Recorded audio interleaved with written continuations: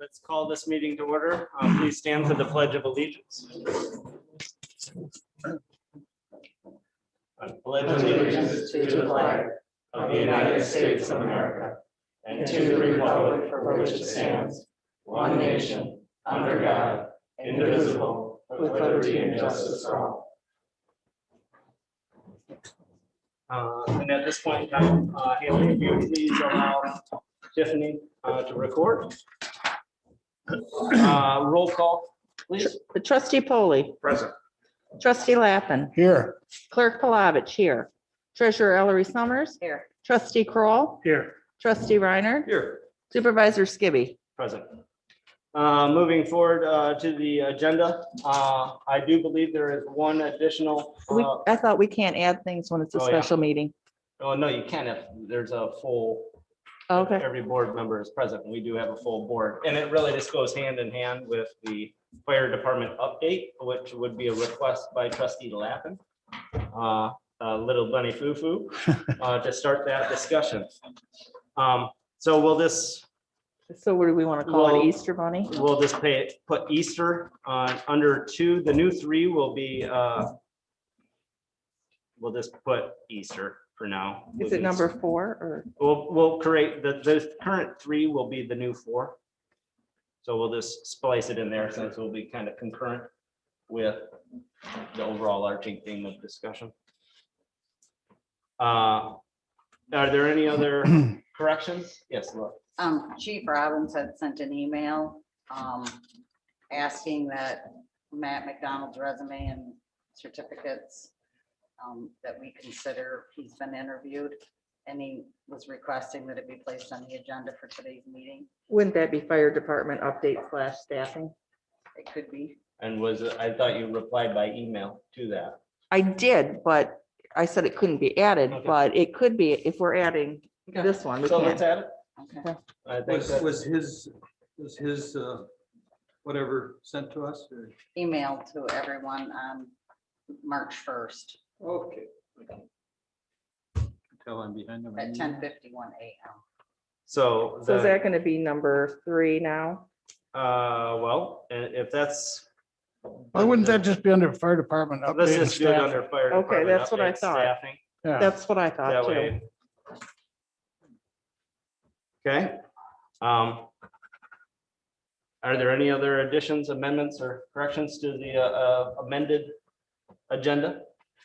If not, I'll entertain a motion to adopt the amended agenda. I'll make that motion.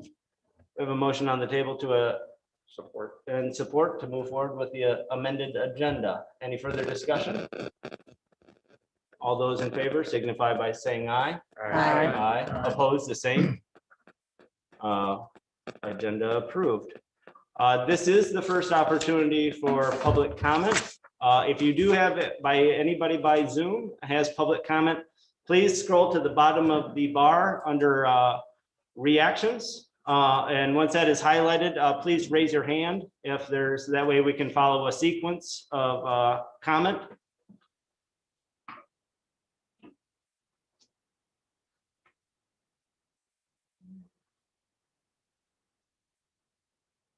I'll repeat, if there's anybody online that has any public comment, please use the bottom taskbar, highlight reactions, click on that.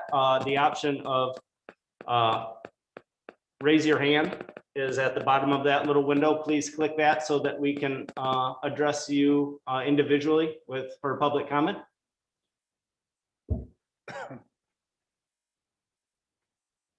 Seeing none, we'll move forward to the purpose of the meeting. First item of new business is a letter of agreement with Local 1859 of the IAFF, which is an extension of our current LOU, allowing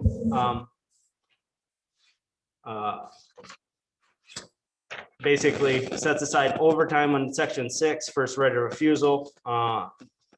The 4 articles that are part of the LOU that we've presently signed, which was scheduled to expire. March 31st. March It's 31st. exactly the same, except the date of expiration was changed to just June 30th. An extension. which coincides also with the contract, the current contract extension. Is there a motion on the table? I'll make that motion. Okay, I'll second that. we have a motion and support. Any further discussion? This is exactly the same with the change in the extension. Yes, the only thing that changed is the Yeah. June 30th date. Any other discussion? Yep. Roll call, please. Clerk Palovich, yes. Treasurer Ellery Summers. Yes, Trustee Kroll, Yes. Trustee Reiner. Yes. Trustee Polly. Yes. Trustee Lappin. Yes, Supervisor Skibby. Yes. Moving forward to fire department update. This was part of our agenda at our last meeting, and before we get into this, I personally, on behalf of this board, like to let everybody know in the public that attempted to partake in our last meeting due to technical issues. We had tabled this discussion so that we can have sound participation from any and all. With that being said, I see that the purpose of this discussion is to discuss all potential options that should be on the table for discussion of this board as to the direction and the future of the department. And Haley, you can unmute Chief Robbins. That way he can actively participate with this discussion with the board. But at this point in time, the table's open. I know that we've discussed thus far really only two options, but what are the options that we have available? Well, what are the two options we've discussed? I guess the two options that have only been discussed thus far is at one point in time historically was the potential merger. And we know how that went, which also led us to the formation of an ad hoc with Trustee Lappin and Trustee Kroll, which through discussion, as a board, we left it very, very wide. You guys worked extremely hard looking at the budget constraints that we are looking at with the option of rebuilding the department with seven employees. So we 7 employees plus the chief. Okay. Yes, correct. So there are a couple, but there's more than just two. So that's the point of let's openly discuss. And from your standpoint with the ad hoc cash, I know that you work on several different scenarios. Let's discuss all the scenarios. go ahead. well, should we just- Oh my, just a little there, Steve? should we just point out too that there was an additional option? I mean, the merger with the city was a separate issue. Yeah. Rebuilding of our fire department's another issue, and then contract for services. Well, contract for services. But there's still more options. than Yeah. that. Right, no, I meant, Yeah. but that was a Yeah, third. that so I mean, wasn't in that vein, when we get to that, as if that's another option that should be openly discussed, I don't foresee any action being taken. We just need to talk about I just wanted to everything and add that everything. third one that, Because, one of those options would be a contract for services. And, would this board want to even have that open discussion if possible with city council to explore that and see what it looks like? But in the meantime, Cash, I know that you and Steve really worked on several scenarios. What are those scenarios? Because I think, I know in discussion with Clerk Palovich is, what are pros and cons to everything? And I think that we have to go through these steps to look at everything. So, Well, I'll tell you that there were, I guess you could look at this as 4 main options. And then I suppose you could break this down into subsections of options. And so on the very first meeting, I brought up that I felt that there were 4 options. That the option would be to close the fire department altogether and not provide any fire services whatsoever. Second option would be to contract with the city of Alpena for those services. The third option would be to contract with or create a not-for-profit fire department. I guess I don't understand exactly what you mean by that, Steve. So for example, there are several fire departments in Michigan that are not governmental entities. They are, it's a 401, it's a 501c3. Okay, And so interestingly enough, most of those 501c3s are here in northeastern Michigan, very few anywhere else. They open up problems for liability as a governmental entity. There's certain benefits you get, but Could you just give because I don't know which. well, for What are some- example, what are there the is examples? East Grand Lake Volunteer Fire Department, for example, or South Shore Hubbard Lake Fire Department. I think Posen Area Fire and Rescue, I think, not sure about that one. But there are several, and they are autonomous. They're run by themselves and they get their funding through whatever millage. So not unlike any other municipality, we collect a fire millage for fire services. It doesn't mean that we have a fire department. It means that we are the funding mechanism to whomever we choose to operate the fire department. So that would have been option 3. And then option 4 would be to operate our own. And so through those initial conversations, we ruled out not having any fire department at all for relatively obvious reasons. And so, and we ruled out a not-for-profit type fire department, which basically led us to 2 options.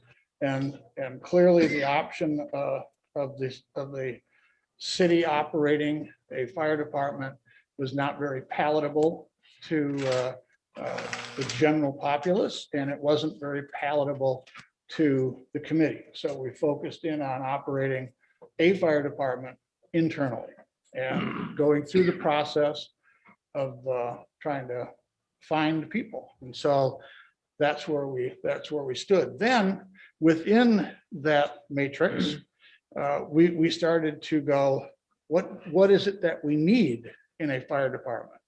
Do we need 9 people? Do we need 5 people? Do we need 6 people? Whatever it is. And so Cash ultimately went through the exercise and brought forward those sorts of options. And so with that in mind, I will pass the baton to you. Well, so I think, when the public, when we had that meeting in November, what we took out of that was people wanted a full-time, they wanted people on staff and ready to go in the event of an emergency. So, I mean, we did look at 10-hour shifts, covering a certain period of time, but none of those really have somebody in the station 24/7. So I don't know, didn't seem to be a viable option. Could we do it? Probably, but that would require probably a whole restructure with, we're gonna cover X amount of hours and then it would be paid on call after that. And so we did a 12-hour shift versus doing a 24-hour shifts, and you have to have a minimum of 8 people to operate a 12-hour rotation. And you can get by with 6 or 7 on a 24-hour rotation, depending on how you do that. So we focus more on a 6 or 7. Currently, we're doing a 6. But when you look at the numbers, when we started to break it down, it showed that basically we have our 6 people working a 40-hour week per se, and they're covering the 7th person's rotation, and it's leading into overtime that way. So if we were to switch to a 7 person rotation, we would have, yes, an increase in benefits because we'd have to provide that. But you would take that overtime out of the equation as well. So when I did the schedule kind of based on that, you could schedule everyone at 48 hours a week, 96 in a 2-week, and so forth. And really, it was a difference of like $30,000 between the two different setups. And so that's kind of where we came down to. Probably 7 would be best, just based on taking out the overtime, but it could operate on 6 personnel as well. So, there's a lot of numbers that go into it. Obviously, employee costs are a huge portion of the budget. But there's about 284,000 is just in operations costs alone for us to do it. And then the rest comes out roughly in labor costs. Now we do offer, we don't make them pay for their medical. So, I think there's other things that we can do within our system. Probably could alleviate some of the stress on the budget. But I think, me personally, I'd like to see the public have some input on it. Because I think once you make this decision, we go down this road, there's no changing it. You're never going to stamp this place back up. And that's just reality. But I think that's a major change. And yes, we are elected, but I think the public should have some input in that direction of, on what they want or what they don't want. And if you want this option, it's going to cost this. If you want this option, it's going to cost this. But I don't think we're in such a time crunch that we couldn't still facilitate something like that. I think we have some time. And that's what's coming up on the agenda. This has been a long time coming, as an entire board have open discussion of what is that, and I don't disagree. We need public input. I would say it would be a potential misnomer to put a large percent of public influence on the November 10th date. But that being said, we did hear the negatives. There were potential adjustments, but I don't think we're here to say one way is any better. I think the purpose of my thought process was let's fine tune what realistic options are so that we can include the public's comments. I had Lynn, administrative assistant, email the entire board the last survey, just to kind of get those juices flowing of how we can actually extract, because not only are we centric to this discussion with the fire department tonight, but just with what's come out of the ad hoc as a singular operate with this methodology, we're currently looking at, and we'll come back to it in a budget session with after sound discussion of a deficiency in the fire department of $274,244. So what is that importance to the public? Because outside of really the only GL that we can take from out of the general fund to make that whole in this instance would be our road budget.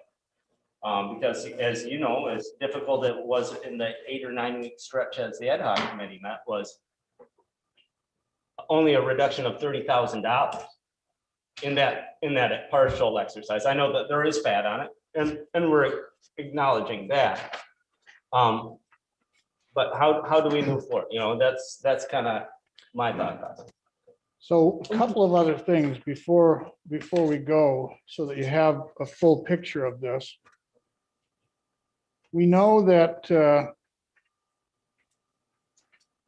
we purchased a couple of ambulances. And I will definitely admit that had I understood more of the services that the fire department is obligated to provide, I would have more likely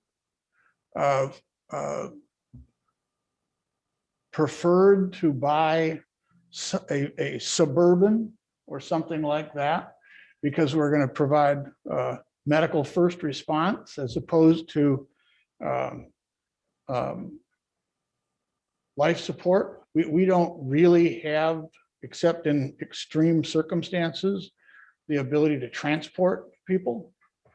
So why did we need 2 ambulances? And I don't think we needed 2 ambulances for the purposes that the township offers services for. So the ad hoc committee sort of pushed around a little bit the idea of putting these ambulances up for sale and their ancillary equipment that's usual to the ambulance. Sell them and buy probably a service vehicle like a Suburban that would have enough room that you could put the appropriate apparatus or box bags and et cetera into them so that we could at least provide medical first response, because that's not our mission otherwise. And so although I don't know what we could sell those for, it's my understanding through speaking to Chief Robbins as well as Lieutenant Stevens that we could sell them for about what we have in them, because there's a lag between the time that somebody orders an ambulance to the time that they get it. And there are immediate needs out there now. So we could probably recoup a significant amount of our investment in those ambulances. So that too would be on the table. And so that money could then go back into the fire department, because that's what it was used for, to help defray other costs. And I would also point out that in our budget, we have tried to bake in the total cost of employees, but we also have the line item for contracted services, which, presuming we can get fully staffed, that line item would go away. And so there's probably a little bit more cash in there, assuming we can become fully staffed and discontinue that contract with the city. I don't know who was first, but Laura, why don't we just? I just wanted to mention that, I mean, if we did sell the ambulances, I mean, that was purchased with the equipment millage. I know. So we would have to buy something equipment related. It couldn't just go back into. But that could go back into our equipment fund and be redistributed in some other form. So is it, so let me ask, Or Right. something. that well, way. well, let me ask this question. If we sold those ambulances and if it went into an equipment fund, because that was what it was for, is there a timeline by which we have to spend that? I don't think there's a timeline. I mean, we could pay off that fire engine that we still have 3 years of payments on, 2.39%. 2.29 or something. I just looked at the bill. So let's So we take could pay that, that off. We could buy the Suburbans. So, right? yeah, Yeah. and I like this vein of conversation, but I think once again, we're now just starting to look, and maybe there's gonna be a Y in the road at some point in time, but I think that in that same vein of, there's a lot of variables that we need to discuss open. And I think that's where, as you said, you had out of the 4 primary, you had operate or a contract. Right. So, yeah, as we populate this, the parameters of what it would look like, because there are some unknown variables. So now with the reduction of the non-emergency transfer business, Right. there's gonna be obviously costs that we can't anticipate, because we've been in a for-profit business as a tax entity for quite some time. So that will be an unknown moving forward. But in the same vein of just laying every option out there, is because we're also should look at and bring out any options and have city participation. If that's a conversation that can happen, that would be up to the city, because at their December meeting, they opted not to have that conversation. Well, I'm saying that would be a conversation that to do our due diligence and look at every option. But yeah, there's gonna be a plethora, selling the ambulances, the unknown variables of a contract for service, if it does go towards after public input, that operate is the direction that we go. Yeah, Or absolutely. contract, so. There's no well, question, there's no doubt that, Go ahead, Russ. Why are you deferring to me? You don't have to do that. No, I didn't agree. no, just, Steve interrupted, Laura. Some of what you said, Steve, raises several questions for me, and if I've missed a meeting, which I well might have, where this was already discussed at the board level, then I apologize, but you indicated that of the options you mentioned, I understand and agree with not having a fire department. I think we have an obligation goes beyond that.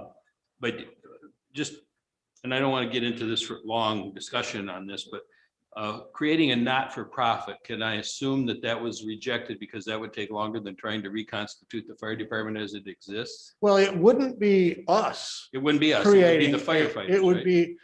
be, the ABC nonprofit fire department opens a branch in Alpena.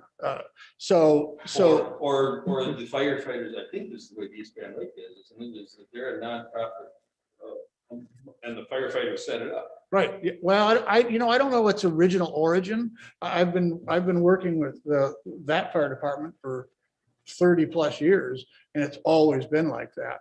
And so I don't know what its genesis was. I think it was probably a group of locals that felt that they needed a fire department. And I believe at the time, the township had no interest in being in the township, being in the fire business. And so somewhere along the line, somebody created a not-for-profit entity and started this ball rolling. I lived out there in the 80s, from 78 to 88, and I think that's when it was formed. Oh, during could have that been. time period. And I think in it fact, was- Presque Isle District 2 Fire I'm Department, talking about the East Grand Lake, yeah, but both the fire departments at one point were not-for-profit entities. right? I don't know anything about. the Well, they West were End, both that way. Except I think Chief Forbush has something to do with. Yep, having he did. That's when the established that one. township decided to get into the fire department business because of circumstances that led them down that path. Yeah. And so, yeah, no, this would just be, No, an mean, entity. It takes it out of our hands in terms of formation, populating the staff and all of that. But I just wondered if it had been rejected solely because we don't have that group out there that said they want to do that, number one. Well- Number two, what time would that take us to get? Uh, yes on the first question, and I don't know on the second question. And then it was talked about that the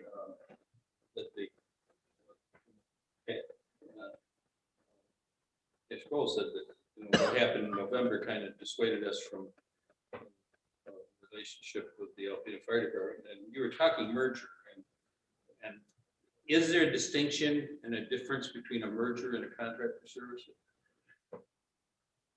Anybody answer that? I don't know.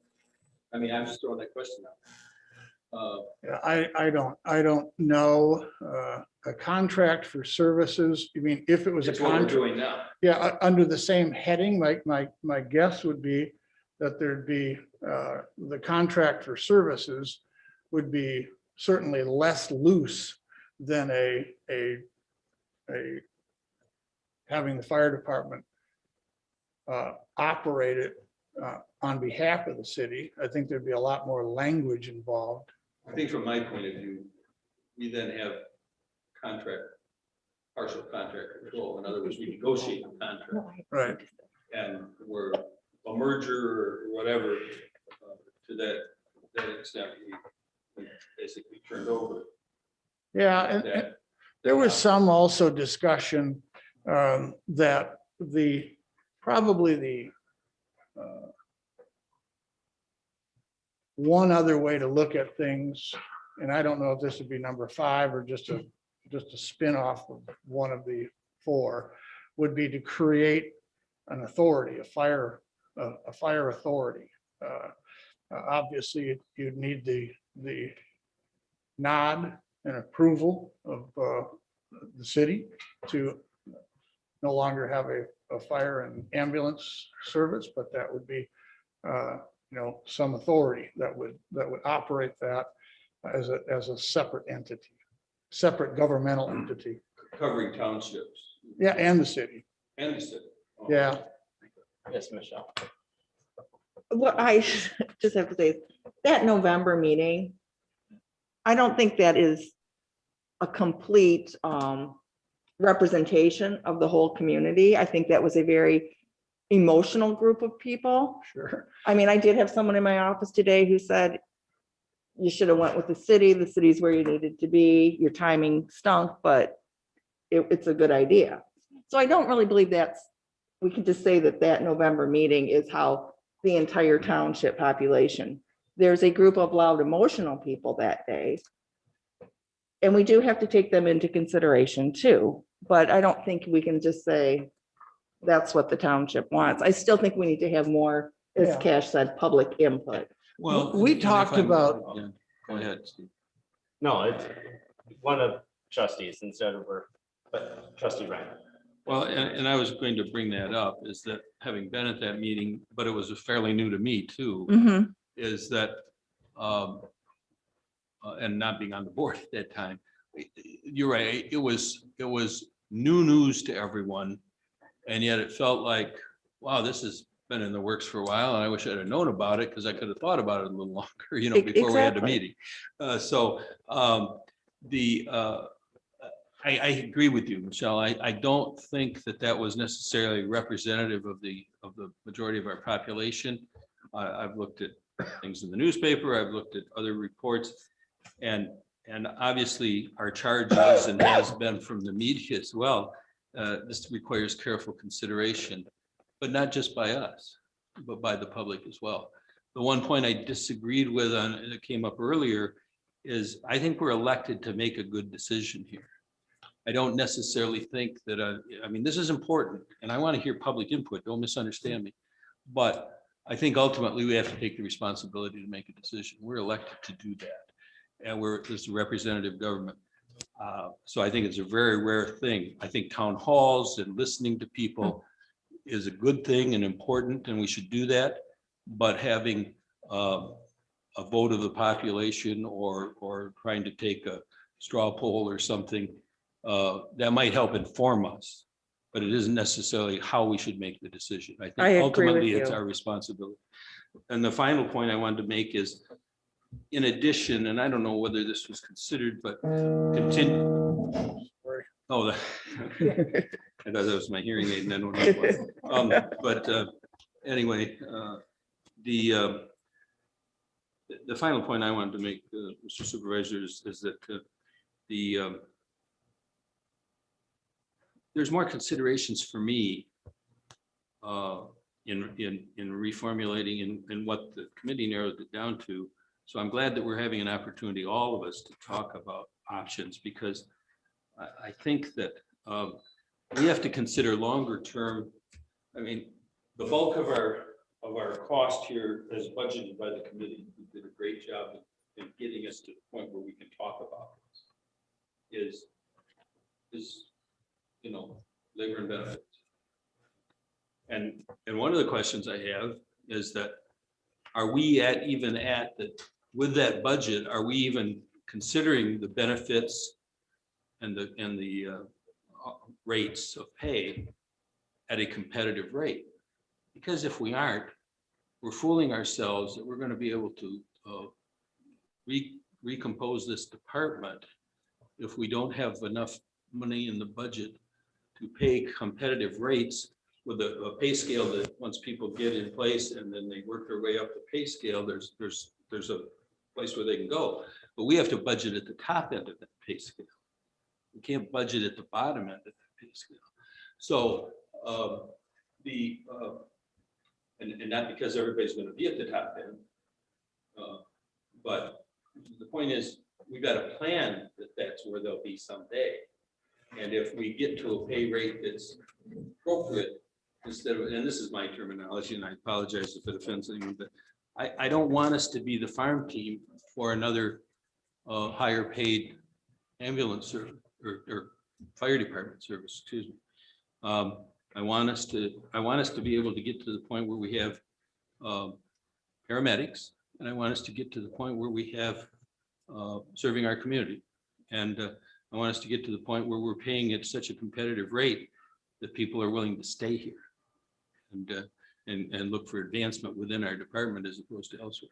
So, and then the final thing, I did say final, but the final thing is, if we improve and keep improving our equipment, we're gonna need more buildings and bigger buildings. And so we got to take that into consideration in terms of our long-term view of what it's going to cost this township. And that's when we go to the people, I think, is how much do you want to pay for it? I mean, if we decide that, okay, we're going to make our rate of pay competitive, and we're going to build a fire department that is not competitive, but able to provide the level of service that the city of Alpena gets, for example, and with the type of training of personnel that the city of Alpena has, for example, that what is that cost going to be? Buildings, land, all of that. So I think we've got a lot to think about here, and we don't have a heck of a lot of time to figure it out. Trustee Polly. One other thing that I gathered at that meeting in November, and I think mainly it was kind of overlooked, is the people were upset that there was nobody going to be in the fire hall. They had to come from central office. I believe that's what upset the people the most. And once we start talking about that, and I think we were looking at changing that and getting some different information out of it, then that's when the city just pulled the plug and we just stopped and went from there. But the main grumbles were, we have people in the township hall now you're going to take them out and make them come from the city main office, and therefore that's an extra minute or 2 minutes or 5 minutes longer. And I believe that's the part that they were most unhappy about. Anybody else get that feeling? Response time was a big issue. Yeah. There Response was- time and insurance rates were the two biggest Yeah. concerns, I think, of the public. Well, and two, Norm, you can speak to this. You look at Gaylord setup. Probably Alpena County should look somewhat like that, where they do the whole county, where now in today's world, we operate on a tiered system. So that is part of our problem as well. I mean, we technically are required medical first response and fire services. So to get this budget down, to get it, we have to go back to basics and work our way back up and start with what's required of us to operate within the system. But if you look at Gaylord, they do the whole county, but didn't you say they had like mostly a paid on call outside of a chief and a couple other full-time, but they operate the whole county, right? Basic, from what I remember, they operate, I think there's maybe 1 or 2 townships that are not involved, but it's the entire county, and the city pays, city of Gaylord pays the county X amount of dollars. The fire department's taken care of. Michelle. So, I mean, one of the options of operating our own is to do the 7 plus the chief. I mean, would another option be a chief and another full-time officer and the rest all paid on calls, and really devote a lot of time to recruiting and training paid on calls?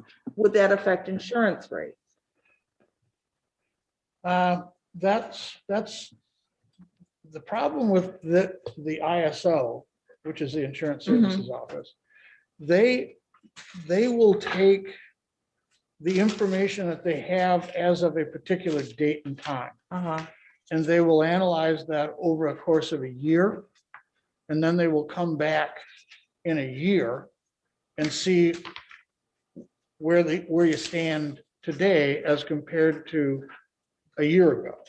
And if the matrix has changed, there are several tiers. Most of the tiers are not a concern.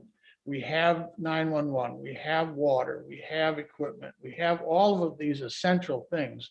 So it sort of boils down to manpower. And so if we were a mostly paid on call, we wouldn't know the outcome for a year. And so I would guess on the outlying areas, those areas that are more than 5 miles from a responding fire department, or where there's not adequate water flow or no water flow, that you got to carry your own, that they wouldn't be impacted at all. I wouldn't think. But in that sort of, let's call it urban area, Mhm. that area that would surround or hug the city of Alpena, where there are fire hydrants and there is the most of the population, that would be the question in those areas. We just don't know the answer. to We that. just can't predict it. Yeah, and so I think we tried to do, if I'm not mistaken, I think Chief Forbush had some conversation with the guy out of Oscoda, I think it is, and he didn't seem to think there would be a big difference, but. But there's no Boy, that's- guarantee. What's that? There's no guarantee. There is no guarantee. The only guarantee is a year later, then we'll find out. And that is part of our problem. We're urban and rural area. We have everything in between. Yeah. So it's tough. So, yes, Norm. Did anybody go back and read the survey? The 800 pages. It was a lot that you said. I went through it and took my time and picked out the areas that pertained to the fire department, and I thought it was extremely interesting. One of the questions, are you satisfied with fire protection in your township? 459 answered, 56 skipped, and by the way, 515 people responded to this survey, which is good for the amount of people that we had. It was extremely good for 10,000 population, 9,000. And the answer was 77% said yes, 5% said no, and don't know or neutral was 18%. Then the next question was, do you think the township should collaborate with local units of government such as counties, cities, villages, and other townships to provide services? Yes was 78%. 82 or 18% is don't know or neutral, and no was 4%. Then the other question, the last one, was considering the long-term provision of fire protection services in Alpena Township, please select one of the following answers. There was 3 answers. One was Alpena Township should continue to maintain its own separate fire department. Alpena Township should investigate collaboration and consideration of services with adjacent communities, and don't know or neutral. To continue it with it as it and maintain its own separate fire department was 31%, and to consolidate or collaborate with adjacent communities, 51%. Interesting. So these are people in our community that are telling us they want a fire department. And yes, they want us to collaborate. Maybe they're not sure what that means, or maybe we're not sure what it means, but I think I got pretty well in my mind what it means. So I think we had some, this is a pretty good cross section from this survey. I think it's something to think about. So one of the, Well, we did talk. If I'd interrupt, actually, Michelle was. All right, no problem. Norm, so you are probably the only person on the board that was on the board when that survey was done. Yes. How was that survey done? Was it just directing people to the website? Was it randomly calling 500 people? How was the survey conducted? If I remember right, and I was going to check on that today, and I did. It was done by, I believe, a mailer, what was put in with the tax receipts. And also, I believe it was put on the website, and there was one other place that they had it. So they had good response. When was it done? August, I'm sorry, it was done in 16. The report came out, I believe, in August of 16. Okay. So it was during the spring, and what we did it for was to work on and devise our master plan, which was due that year also. there's no doubt that part of the conversations that we had at the ad hoc group was that times change and circumstances change, and that over a protracted period of time, it is very likely that municipal services will have to consolidate just from an economics standpoint alone. There's probably the reason for townships 100 years ago may be different today. And so costs obviously have gone up in that period of time. And so we did talk about that. In fact, one of the members of that committee basically said they don't care who shows up at their fire or at an emergency. They didn't care what name was on the door. They just cared that there was somebody there that would provide those services. And so we did talk about those sorts of things. I will say that the one concern that keeps sort of bouncing through my head of sort of closing down our fire department to have somebody else run it, whether it be the city or the county or whoever. What does it look like 5 or 6 or 7 years down the road? What happens if we have gotten out of the fire business and first response business, and several years down the road, the relationship goes bad? Then what? How do you start up a fire department? Well, I think that's the exercise that we're currently doing Yes, to some extent. absolutely. This is sort of a this is a potential example of how difficult it is to start up. And we've got the fire equipment and we have the apparatuses and the ancillary equipment. We just don't have the staff.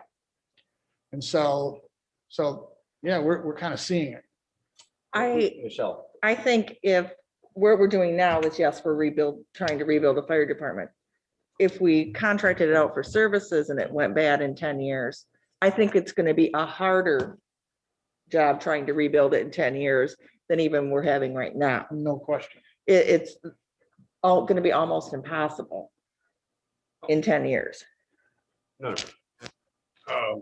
There was also a study done back in 2007 by Riemann and Robson about the consolidation of the Alpena Fire Department and the Township Fire Department. And it was, they call it a consolidation, but the comment, and it said suggested course of action. However, excuse me. However, fiscal conditions, future service needs, and common sense all point to the need to follow the course. So what they're saying is it could be done, it need to be done, but need to be some common sense put in place to move that process along. This was in 2007. The city paid half, the township paid half, and I believe it went up on a shelf. And so it's been there. We've talked about this kind of before, but at least there's been a study on it. But they were talking about bringing the two fire departments together, potentially under one roof. Whose roof? Trustee Reiner. I'm not sure that I understand why it would be more difficult 10 years from now if that were to happen. And I guess this is something I've learned along the way in the work I do, but I don't like what ifs. So, and I don't like talking through a mask either. So, I mean, what if questions are just that. I mean, it's speculation. If I enter into a contract, I typically tend to honor it unless circumstances so drastically change that I can no longer honor. That's not happened too many times in my life, and I hate it when it did, but I don't think that can be the foundation of decision-making here for me. I want you to know that. I'm not gonna pay a whole lot of attention to what if something goes wrong. Because I believe that when people enter into a contract, typically there's an investment on both sides. You want to believe that it's in good faith. And that if there's mutual benefit, that the contract can continue on. That's not where I'm coming from. I'm more concerned about how can we stand this up in a timely manner? And how can we do it in a way where we still have coverage while we're waiting or while we're working toward reconstituting the fire department? And so for me, I think we have to look at other options. Probably I agree with the committee, though, that for us to try to initiate a not-for-profit and have something like that come and help us, unless somebody just comes and says to us, we've already got this package in place here, we'll do it for, this is our contract, you know, but it's the same thing. If we do that and it doesn't work out, it's you still got the same what ifs. So you know, you're back to, I think, from what we've heard tonight, you know, I'd written down 4: rebuild, merger, contract, create a nonprofit, or chucking it all and letting somebody else figure it out. Obviously, that's not, and none of us, I think that's a good idea. So, but I think we're down to probably a couple options here. I think we need to talk about all of them, all both of the both of them. So, you know, I don't think that we, and I've said my piece on what I know right now. So. Yeah, and I think that's the spirit of this open course. discussion. Yeah, these are all the same conversations we've already had as sort of a committee. And the, I don't, if I could have something in front of me that offers up a contractual agreement of some sort that stays within our long-term budget, 10, 15 years from now. So that if you've got an agreement, for example, that has a expenditure of $450,000, just as a number. And built into that agreement is a inflationary adjustment of, say, 2 or 3% each year. It doesn't take long before you run that number out, and we are absolutely right back where we are now, taking money out of the general fund. And if those agreements go 25, 30 years, and if we have the same millage, we can't run it long-term. We can't afford to be in that business long-term. So those are the things that concern me. So anybody that entered into an agreement would be hogtied to whatever our maximum money going out or coming in is. So as it turns now, we clearly have a general fund expenditure just to support this department. And so I just wonder what those look like way downstream. And that's a perfect segue. Because in order to have that discussion, we need to start a discussion. And that would be for another option that came out of the ad hoc is a potential contract.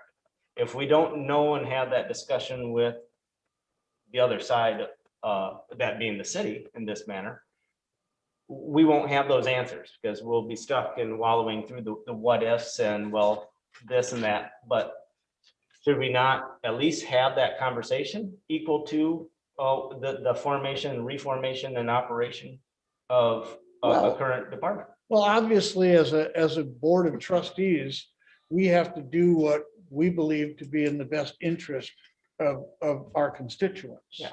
And I suppose those discussions could take place. The ad hoc committee is pretty solid on having our own fire department and having it run as our own fire department. I understand your concerns, Russ, that those same problems come down the pipe when you can't get a fire truck to go inside the door because they don't make them like that anymore. So now we have this expenditure of some sort of a fire barn to house the equipment. So all those things have been discussed. They are very expensive propositions, and there comes a point where you're like, yeah, geez, now what? And so not without taxpayer intervention or significant grant monies that might come along, we will be faced with that exact dilemma. It is only a matter of time.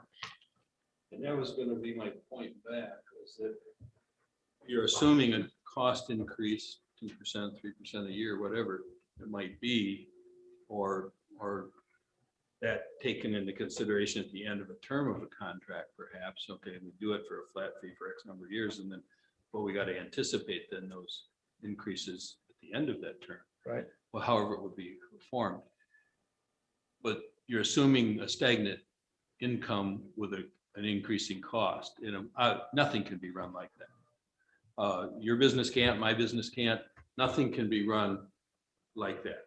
So if our economic development and our other efforts that we do for our township here and in partnership with other entities doesn't increase our tax base, then our existing tax base would have to understand that these millages need a cost of living increase as well. And they renew, and we need to then plan for that and plan for the renewals to be inclusive of any such additional cost. Absolutely. And that's, if they don't pass, then we're back to looking at these same options again, aren't we? Including, don't you want the protection? Don't you want the coverage?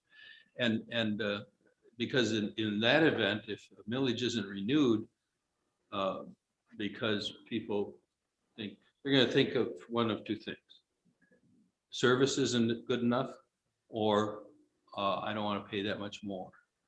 But I believe if we can provide them a service that's as good or better than what they've been getting, they will pay for it. We have an aging population.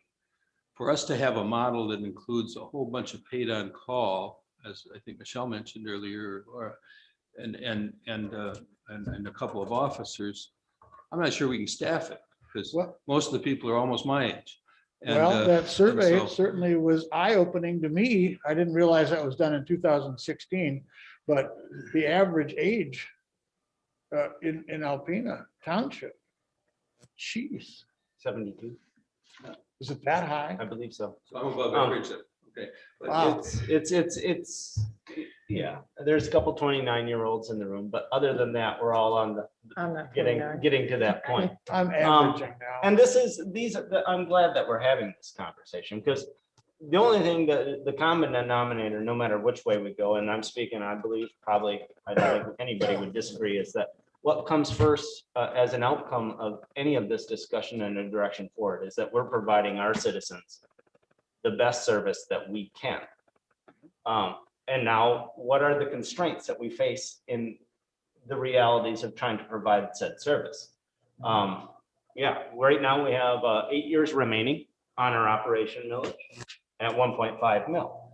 So to that vein, I mean, I tend to agree with Trustee Reinhardt with, is it going to be worse 10 years down the road than it is now?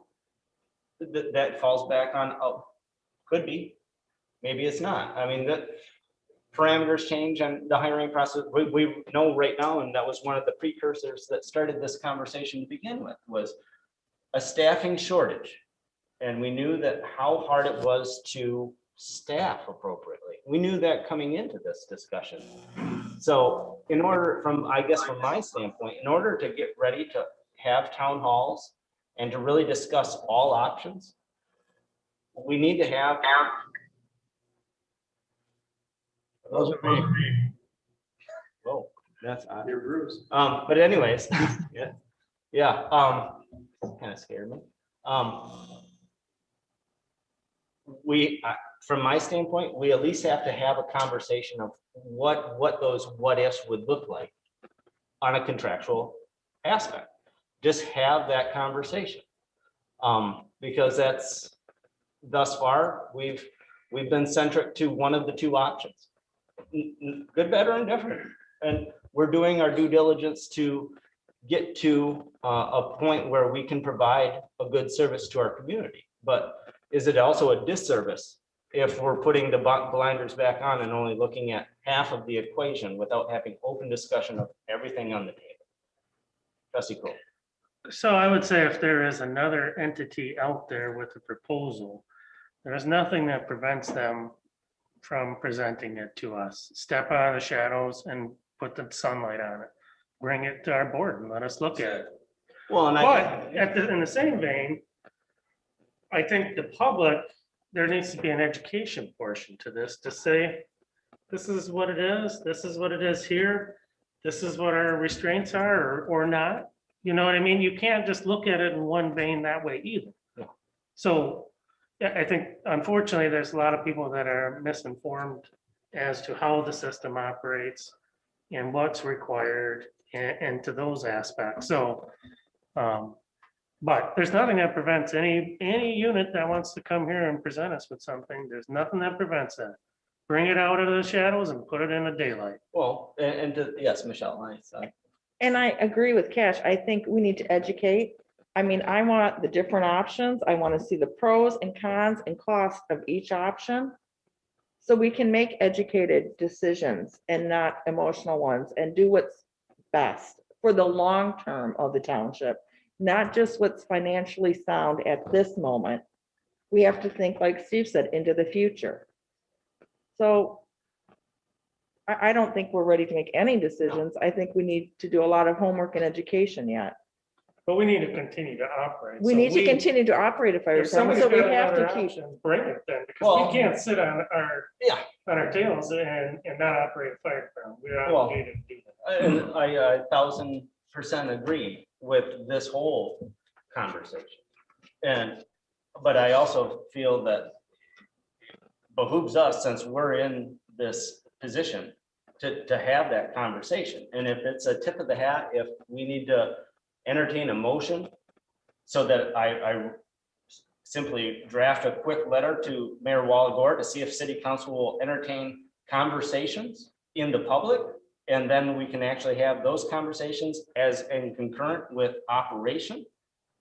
And then you have both of the primary topics, and then you can have that educational component on top of it, because that was a huge thing that we definitely learned through this entire process. Is an ambulance is not an ambulance as the public so thought. It is night and day different potentially, depending on licensure. So and that's just one of those layers. I mean, there's endless opportunities for education. My concern is you sending an email to the mayor is they pretty much shot it down. Any kind of working together with us. Well, that was under the auspice of a merger at that point. To me, the merger, contracted services, it's different words. It ends up with the same thing. Well, I think we have more control in a contractor services. That was my one point on that. That's the only difference I see. Because I don't see a major difference in it, I, other than just changing your words a little. That's how you structure the contract. Pardon me? That's how you structure the contract. well, and in this whole vein, it's all about communication. And if we don't have open lines of communication to discuss openly with our neighboring community, the city, then we're not fully we're doing a disservice at the same time as we're trying to provide the best service. I would just ask, because we talk about transparency, so if you're gonna go that direction, I would just make sure that it is transparent, it is open to the public, Oh, and yeah. they see what's going on. Well, and I And they think, have an opportunity to respond. and that's the whole impetus of this open discussion currently is, as things start to continue to open up, that we do have some town halls. And, as we continue to operate, as we have to, we can have just a broader version of this very conversation as an educational component and get all facts together and have that discussion on a broad spectrum. That's, yes, Laura. I know we're gonna be discussing in a little bit, an application we received and someone was interviewed. And we did just hire another firefighter recently. Where are we at right now with the number that we have? I mean, not including our chief. I think this would be a great time to bring him in, Well, because he can speak to. I mean, that. So- how many people, where are we at right now with staffing? Well, we have the chief. We have Chris Stevens, Mhm. and we have Ginter and Mr. Wilson covering, And Mr. Benedict.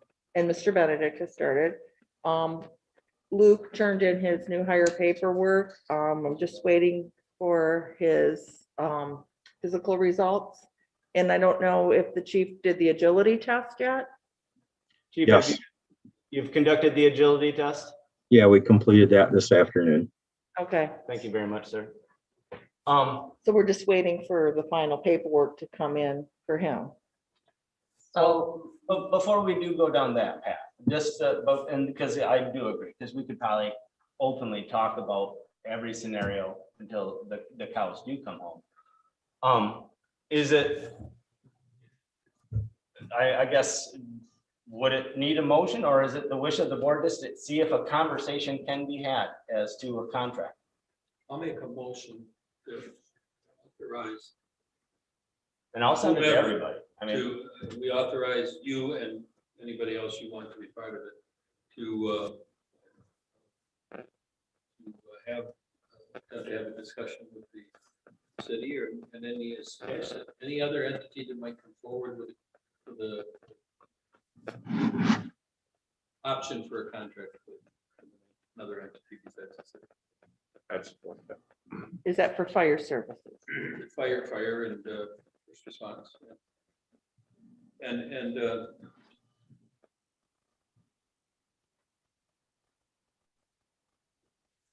my hope is, and I'd like to make this so the public knows this, because I'm just going by what you told me before the meeting started, Mr. Supervisor, but we can now have the public in our meetings starting Friday, as I understand it. So we have a regular meeting next week. And of course, I have no idea anyway, how many people are watching this on YouTube or whatever. But I mean, that's been our effort here, is to try to make these meetings available to people virtually and in person. And actually, my effort will be that we open them up, but I guess as you said, it might be partially moot to do that, because the governor said that we can have 25, is it?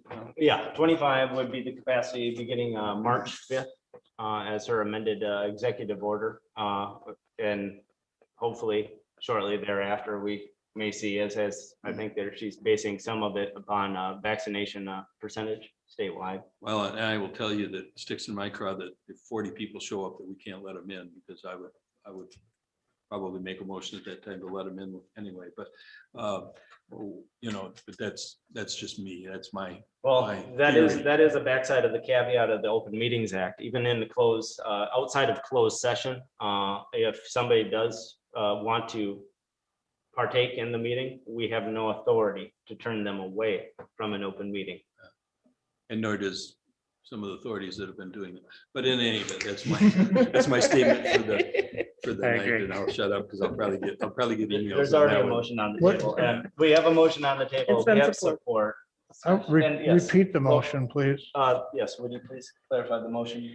It's to authorize Supervisor Skibby to discuss with the city or any other entity for first responder and fire services. How would we Contractor notify service. any other place? Well, Brenda Fournier is the chair of the ambulance committee at the county. Outside of the county, I mean, it could be sent to every other municipality that, I mean, I'm open to, I just want to have a full spectrum of conversation. And that way we have everything on the table. We can have some town hall meetings. Because whatever decision we make, we know that forecasting within the next 8 years, costs are going to continue to rise. And so how do we forecast a solid future for our community moving forward? And it at least starts with communication. And how that shakes out will be the will of the board. Yes, Laura. My question is, just for clarification on the motion, is it to only authorize the supervisor to meet with the city or whoever else. our whole board? Why don't we My au- intent was if he wants to bring along one. See if they're or two. interested. why don't we authorize to take information, proposals? Okay. Obviously, it's Well, probably gonna come. he's not to you. negotiating. I know, I anything. know. No, that's, I I just wanna make- wanted the motion. to And get I clear. want to make this clear. Yeah. From my standpoint, this was just saying, can we start conversation? No, at this point, there is no, because one thing that we want to make sure is any discussions are forecasted, available for people to give input, the whole nine. I also tend to agree with the fact that we are a representative government. But that being said, doesn't mean that we can't and we should not look at all conversations. So here, I want to make myself crystal clear in terms of trustee Reinhardt's motion is the only thing I was looking to do is put together a letter on letterhead to the mayor saying, would you and council be willing to open conversation? And let it go from there. Like with our board, not just, I mean, if they decide it's two council people or whatever, a conversation started. That way we can say we've done our due diligence across the board from operations to contract. And it's all for the public to consume. And you just move forward with everything on the table. You make the best decision possible for our community. All I ask is that it's open and transparent. None of this behind the doors, behind the scenes, in the bushes. If you got a proposal, bring it forward. Well, and we have a motion. Is there further discussion or do we want? Yeah, I'll answer, I'll respond to that. Well, there's probably going to be discussions, but those discussions, to the extent they come back to either city council, I can't speak for them, but for us, we would discuss them publicly. There's no way we can discuss them in a closed meeting anyway. So anything that's of substance that comes from discussions with one or two of the city council, I would think would have to come back here and we're going to talk about it openly. We can't tell them what to do, but we're going to talk about it openly as an option. Yep. It's still an option against reconstituting our fire department, and there's more discussions we're going to have about that tonight. But so I don't think it's going to be, gee, we've already got this form contract and we want to tell you about it now as we're about ready to pass it. No, we can't do it that way. And I wouldn't be part of that, frankly. Not that I'm a part of this, I'm just making the motion right now. That makes sense? Did I make myself clear? Yeah, and I just want to make myself abundant. This is just start a conversation. Read the motion again, please. To authorize Supervisor Skibby to discuss with the city or any other entity for first responder services and fire services. A contract for, yeah. Right, a contract. And the intent of the motion is, if he wants to bring one of us in, fine. But just to open the conversation. They're gonna know about it before they get the letter. I mean, we're in an open meeting now, and I'm sure the media is going to inform them in some way or the other, or somebody is. So, but So somebody's I think watching. that's the right way to approach it if we're willing to even consider the option. I'm willing to consider the option. I don't know if a majority of you are, and let's find out. Any other discussion? Did Yes, did oh, you sorry. say first responder? First responder services too. Fire and first responder services.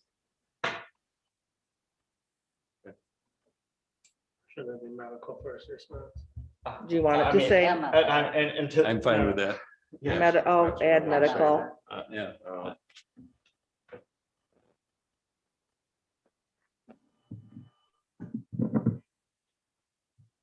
Do you Any want other it? discussion? The other thing I You would say want a is, roll call? we're 3 months into a 6-month contract. Time is of the essence here. So we got to look at all our options and make a decision soon as to what, I mean, this is only trying to find out if there is an option, another option besides reconstituting our fire department. Then we start talking about specifics. So right now, we just need to know if that's an option, because Michelle's right. We had felt that after that November meeting, that any discussions with the city was closed out.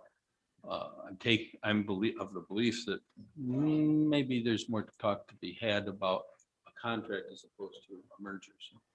So, if that's not the case, we'll find out fairly soon.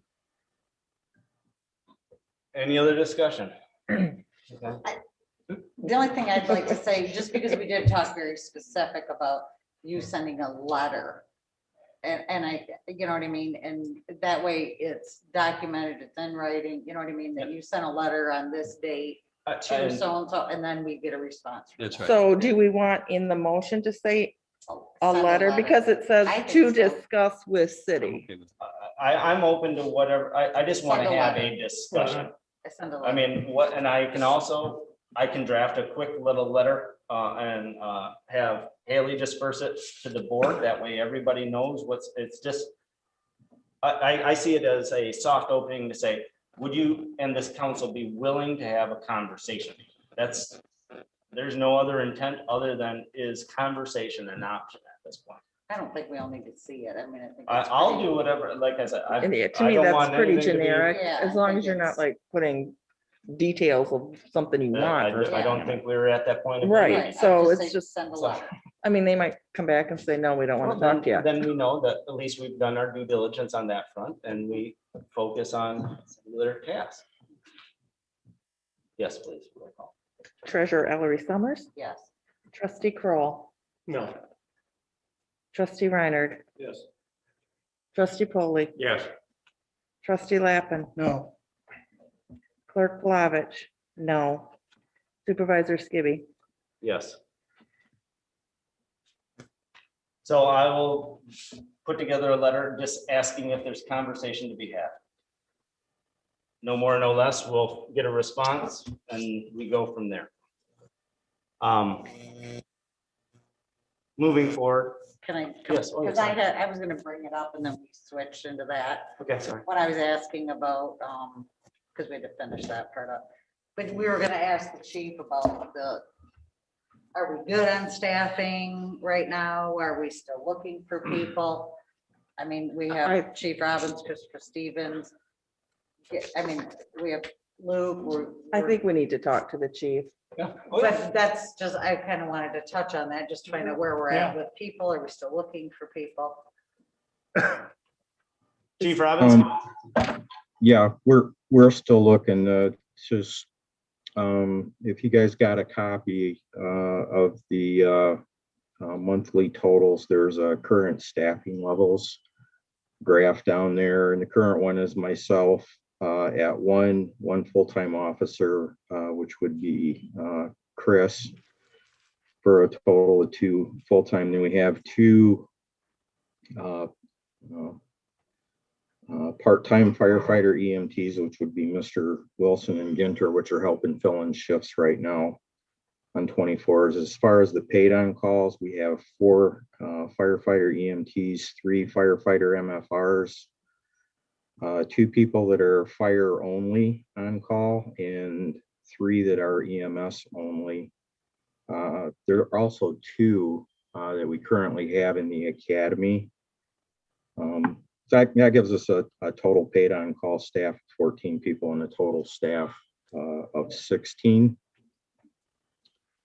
As far as the hiring situation, not to be redundant, but Kirk Glavich filled you guys in a little bit on Luke Meisner, who is our potential new hire. He finished his portion of the physical exam today. I believe he also filled out the bulk of his paperwork. And then he came down to Southside and I completed his physical agility test, which he passed with no problem. So again, not to be redundant, but we're just waiting for the result of his tests for a go ahead. And then if the board desires, we'd like to get him on active status as soon as possible. Once those results come in. The other one I had alluded to was a Matt McDonald he's from Saginaw.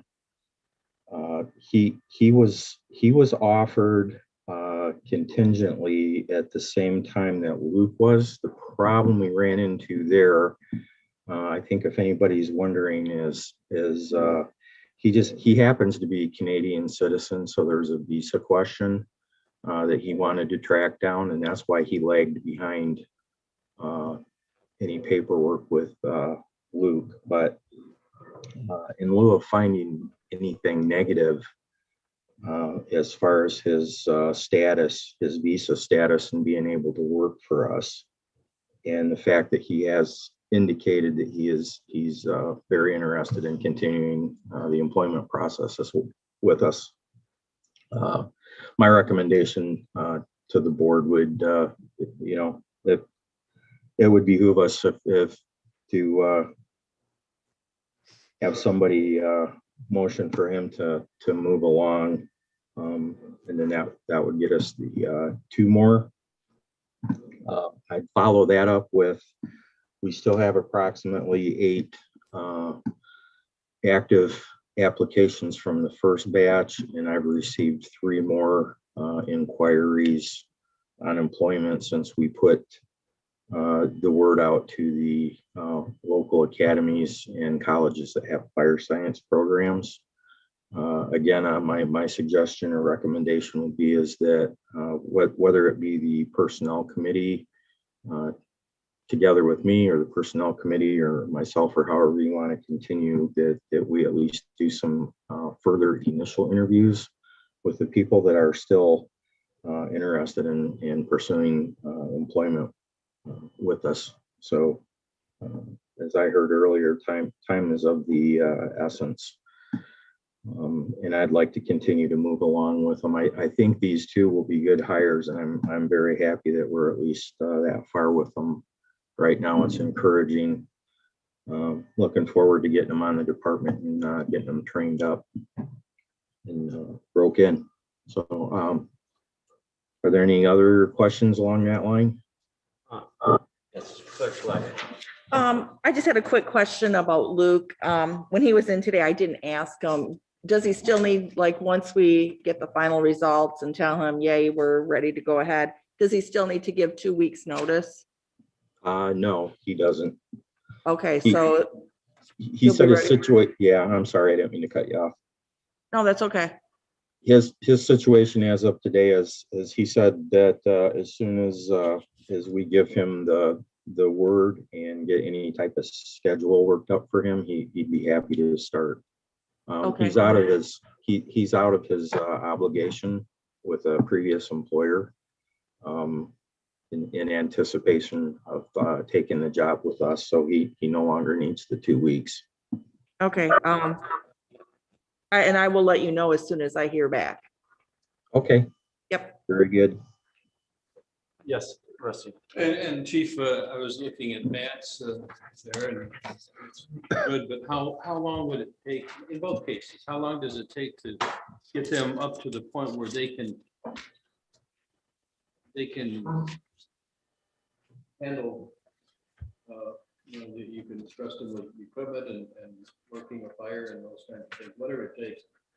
How long does it take to get them ready in each case? The point where you put them on shift and put forward.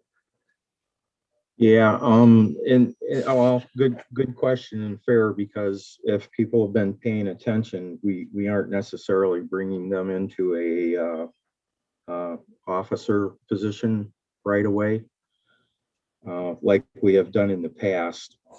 They're going to be hired as firefighter EMTs full-time. It will take, realistically, my best answer is each according to their own gifts that God gave them, I guess. And that's why we're going to bring them on and work them or ring them out, so to speak.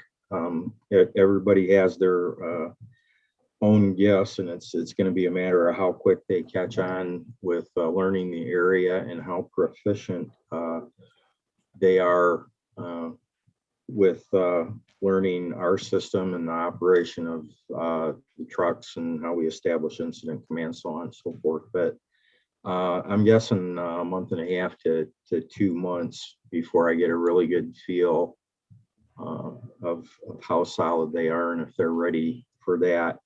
The back side of that question is if ultimately we're going to be working to bring them to an officer level. And that's dependent on the constraints of the state of Michigan as far as training them up to fire officer 1 and 2. But generally, we give them 2 to 3 years for people we hire in that position to complete the fire officer program that's put out by the Michigan Firefighter Training Council. So. Just to sum that up, I'm thinking before I'd like to turn them loose on an engine by themselves, I'm guessing at least a month and a half to 2 months. Chris and I are going to be working really close with them, and then to get them to an officer level that we'd like to see them at, I'm assuming is going to take the 2 to 3 years for them to complete that training.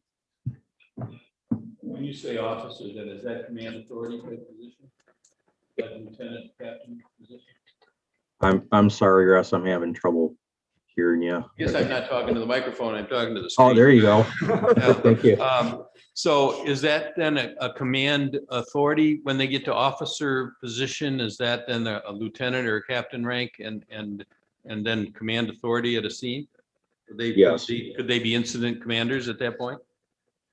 Yeah, well, I don't want to make this sound like it's frivolous, but on a technical point, all firefighters that have completed 1 and 2 are required also to go through some type of NIMS and incident command training on the theorem that even whether it's a new guy or your most senior line firefighter, if they arrive on scene prior to officers or command staff arriving on scene, they do technically have command of that fire and that situation until someone of higher rank arrives. So they will have at least what I would call a smattering of an idea of what incident command is until they can be relieved.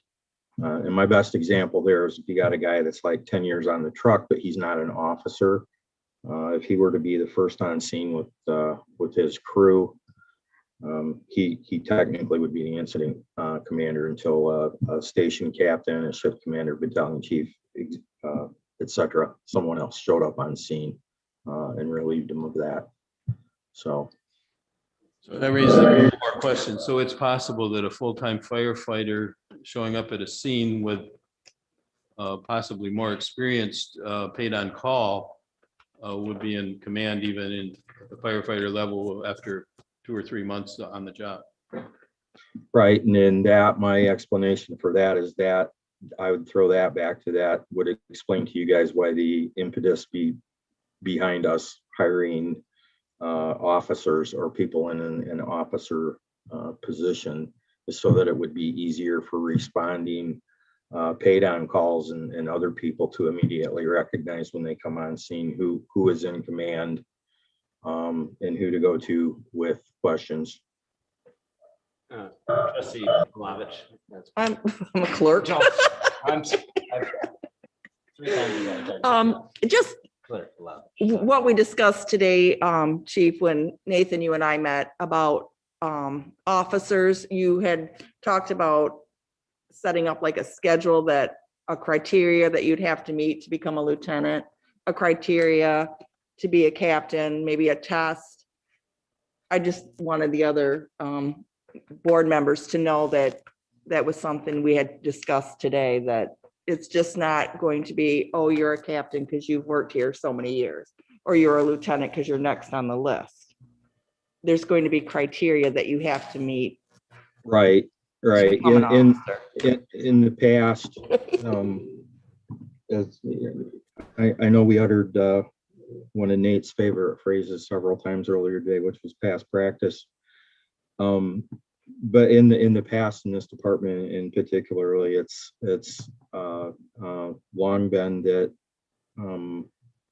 when there was a opening on the full-time side of the department, in the past, there had always been a plethora of paid-on calls, and a good percentage of them were qualified to step into that officer position, because over those years that they had been in the department, they had been pursuing that.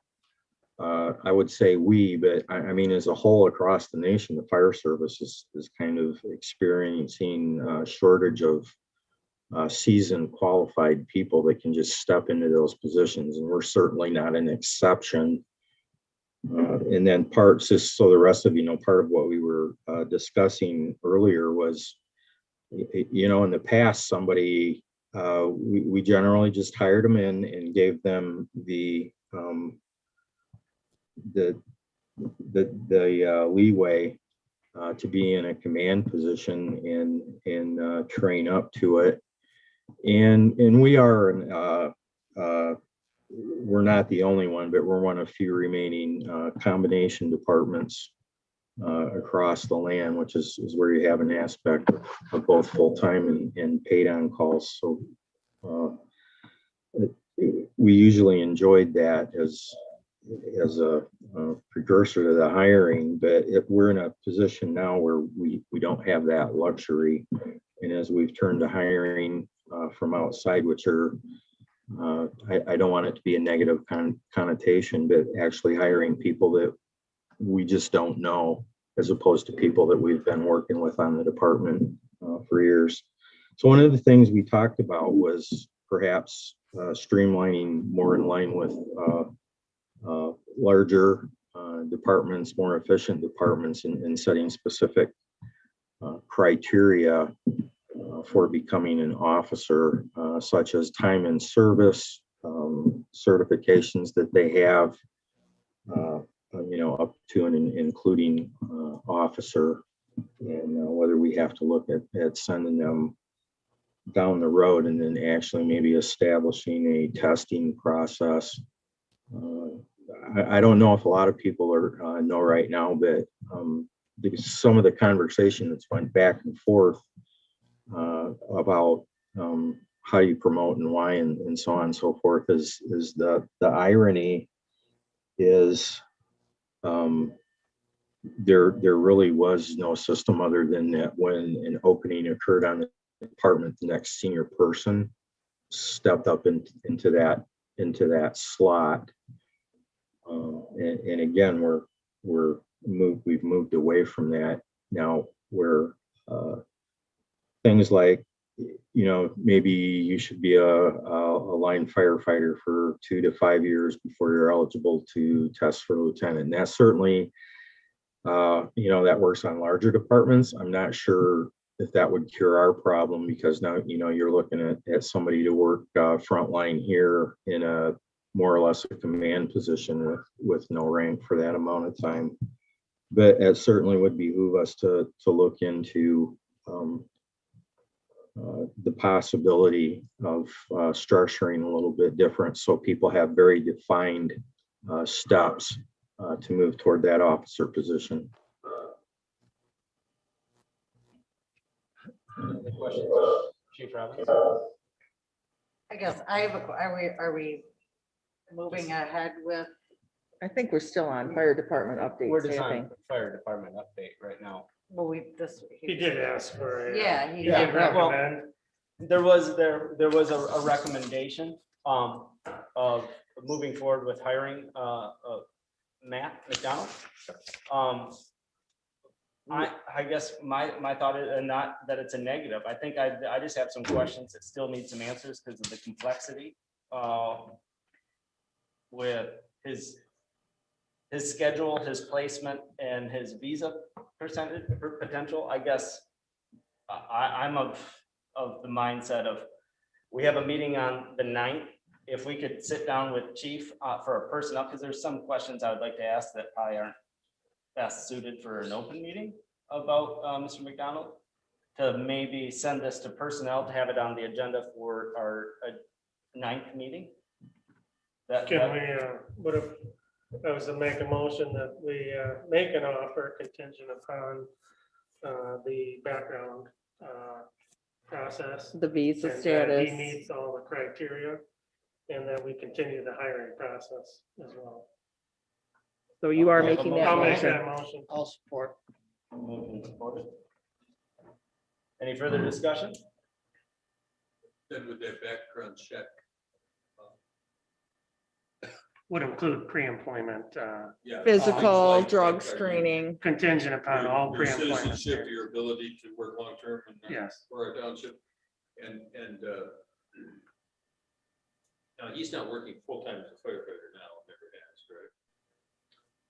I'm not 100% He's sure a on paid that. on call person. You understand? Yeah. Right, all of them met all the criteria that we put out there. Well, that's what that was another question. firefighter. But the primary question was, at this point, he's now worked as a full-time firefighter. So it's coming from a paid on call. The chief, is he coming from a paid on call or is he a full-time firefighter right now? My understanding is that he works full-time as a EMT. He is certified 1 and 2 firefighter on the Cokeville Township Fire Department as a paid on call. Yeah, that was the letter. Okay. So you indicate that. So he's working full-time as an EMT. Any other discussion? I mean, that was part of, I have some questions in that same vein of the proximity. Is this, I guess, since we have a motion and it's a discussion, and not to get off track too far, is it still Mr. McDonald's? Because I want to wrap my mind around, is he still anticipating of commuting back and forth? Or for what, I mean, have you had further discussion since the first round of interviews that we had? Because that was one of my concerns. I think that he was an amazing individual in terms of his physical presence and abilities in that regard, as green as he may be. But now that we now have a firefighter, a base level entry point to jump into, it makes it more palatable. But one of my concerns was that his anticipation was commuting, because he's still currently a student at Saginaw Valley State. He has a significant other, some of those concerns, and how much time and effort do we invest if, because I know in our meeting today, it's always been, since you want to talk about past practices, it's always been an understanding that any full-time firefighter on a major fire call is somewhat expected to respond even if off duty. Chief, Correct. can you add to that? Yeah, and that is discussion we had earlier, because my sense was a number of the candidates, just giving the housing markets and their age and relationship situations and stuff, were anticipating or hoping to for the first short while to be able to work their 24-hour shift here and then commute back downstate.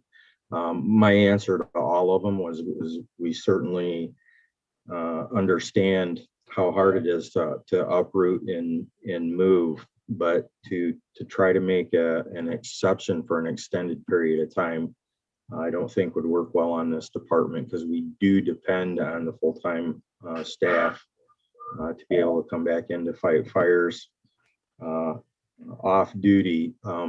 If I remember correctly, Mr. McDonald's situation is, yes, he does in fact have some, I think another month or two of school left to complete a degree in criminal justice, I believe, is what he's went for. But I believe he told me he will be done. That'll be done and over with by early May, mid-May. So my anticipation is, to give you an honest answer, is I expect he would probably want to commute between any time we could start him in mid-May, at which point he would look at relocating up here. Well, you answered my one question of when will he finish his degree? But then when you said what his degree was in, you opened up another question for me. If his degree is in criminal justice, is this just going to be a short-term hire until he finds, Shesky will be out knocking on until he finds a position that would utilize his degree? I mean, was that discussed with him during the interview process at all? Well, yeah, yes, it was, and not to take up too much more time, but I have worked with many professional firefighters that actually had degrees in criminal justice. That's how they started their background in public service. So I think a better way to look at it, instead of police and fire, is public service, because we both do. But I've worked with a number of people that have bachelor degrees in criminal justice in the fire system, and that's dependent on their own, their own desires and drives, and level of commitment to it. But he did indicate to me that although that was his major at college, that he did anticipate having a career in the fire service. And out of respect for Trustee Kroll, I won't do any firefighter police officer. So he scored two points higher on the civil service exam. He could have been a firefighter. Did you tell him that we talk Canadian up here?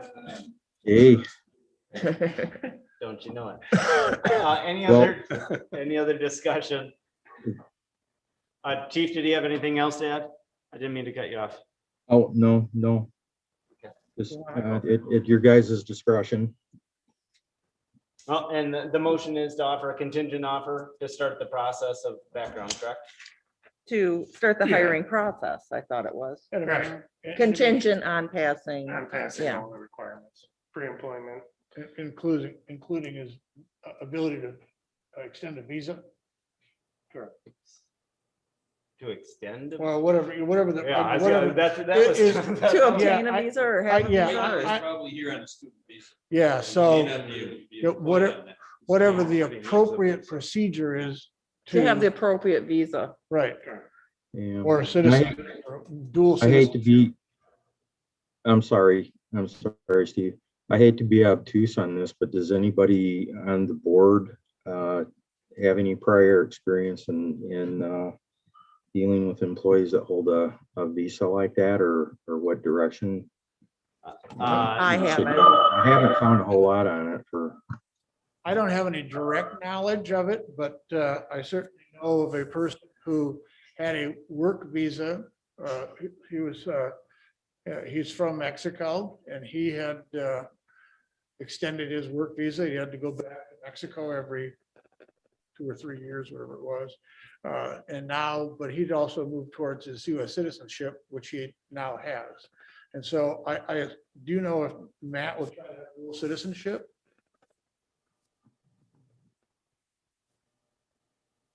Do I know? Do you know if he's wants to seek citizenship in the US?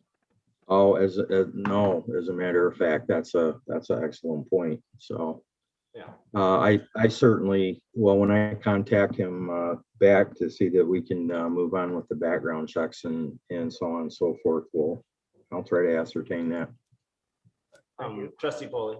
That was quite of a discussion, but I don't remember what it was, but he said dual citizenship was kind of out of the loop, but would take a long time to get. I don't remember the exact reason. 8 to 10 years.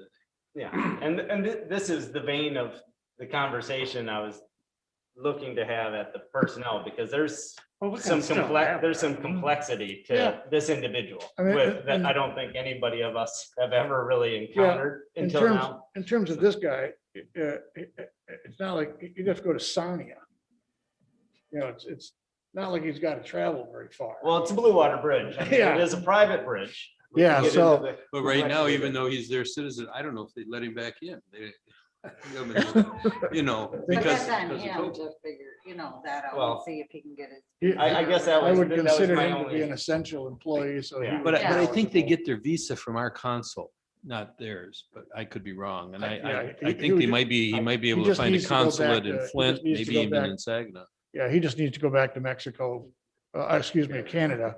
Google that, Haley. I- See, I don't know, you may know the process So better than I. I we, thought he we, could we go do have a over. motion Yep, yep. of which I feel that there may be some additional complexity to it, but anyways, we do have a motion and support on the table. Any further discussion? Well, yeah, is it going to personnel then? Or is it going to just, That's, The motion the is motion to is to just to move allow, forward. yeah, I think, well, Cash, tell us what It's, you think. this is what I have on it. To extend an offer of employment to Matt McDonald contingent on pre-employment requirements, passing pre-employment requirements and an approved visa. Or the appropriate visa. then one other point of discussion, then we're talking about a visa here. So, yeah, I think that, I'm not sure it's our obligation or expense perhaps to make sure he has the right visa. But I think we would have to, at some point, when he presents a visa, we would need to have someone check into it, probably Tim. And he probably knows, he may know more about the visas than I do, but I don't. Probably most helping attorneys don't know much about those. I have a friend. who's Lizzie been may. dealing with it. Lizzie could, Our labor attorney might know. Oh, sure. well. So, I mean, it might just take a quick call It's- to her. Like I said, this is atypical to the potential hire process, so it's new Well, to it can me, be so. worked out. And are we, I just don't think we should stop because right, we need to continue the. let's hiring process. continue I'm trying to and. make it sound like a punny here. It's foreign to me. But So anyway, so we have a motion and support, no further discussion, roll call please. Trustee Kroll, Yes, trustee Reiner, yes, trustee Polly, No, trustee Lappin, Yes, clerk Palovich, yes. Treasurer Ellery Summers. Yes, Supervisor Skibby. We have all the parameters in place, I guess, to check, so yes, we'll check it out. So with that being said, let's hop on to a different subject. Oh, that's a good one. Oh, man. so at the ad hoc committee, one of the members, Bev Banks specifically, had been bouncing around the idea of having a community Easter bunny sort of traveling around in one of the pieces of equipment because of we're all sort of stuck in the house and we can't really go to a parade. So maybe the parade can come to them. And I asked her if she would draft up a email and send it over to me, and she sent it to me and Cash and I and Dave. And so Cash and me and Dave, excuse me. And this is her suggestion. I thought it was a great idea. It's sort of a sort of a community service and very little expense, if any, involved in it, other than maybe some gasoline costs. And then they wanted to create this sort of bubble, I guess, if you will, where it would be stationed, this platform, this bubble would be at the south side station, so kids could come by and wave at the Easter Bunny and that kind of stuff. So it's a community feel-good issue, and I thought that it made sense. So I said, send it up, we'll talk about it and go from there. This bubble that you're referring to, I know there's a lady on the corner of Hobbs, right at the curve, in a house right there, and she did it at Christmas time, so she may have this bubble. Oh, yeah. And okay. my grandkids went there and they scheduled them in 5-minute increments. So you get out of the car, you'd see Sandy, get your picture taken, and you're on your merry way. And so obviously she made money at it. The kids were happy. So I don't know her name. I could get her name. Yeah, that would be great. If that would be something you'd want to. That would be great. Yeah, I just thought that it was just a feel-good thing. Laura, Yes, I think Chief Forbush knows her. okay. Well, the We all do. pictures were fabulous with Santa Yeah. Claus. So, Yeah, because It depends on who the I Easter don't Bunny want, is. I definitely, I know how my brother introduced the reality of the Easter Bunny to me, and I don't want that for Yeah, any don't other destroy year. kids. Do we know, Um, does someone volunteer to be the but Easter Bunny? Yeah. Because I suggest you, Steve. Yeah, well, that would be a good suggestion. I'll be out of town. No, you will not. Michelle, Unfortunately, where's the You got a cat? basket full of tasks. Does somebody have Yeah. a costume? So. Yes, Bev apparently has So, made yeah, arrangements. and I guess we're not opposed to it, but I think, well, one, I looked at the directions and the loop. That's great for a third of their township, but I mean, Well, we could nothing, certainly, nothing north of, I mean, I think that there's further discussion. We have time. Obviously, if this is an Easter kind of an event, yeah, to no, maybe at least start looking at some of the other variables. Obviously, I'd like to know that we're not doing anything in violation of NFPA 1500. Because, What is that? chapter 2, roughly page 70 something in the firefighter 1 and firefighter 2 manual says that absolutely no, with one exception of any personnel on a moving apparatus. And Well, wouldn't correct me he if I'm take- wrong, Chief Robbins or Chief Forbush, that the only exception there being is less than 5 miles of loading hose only.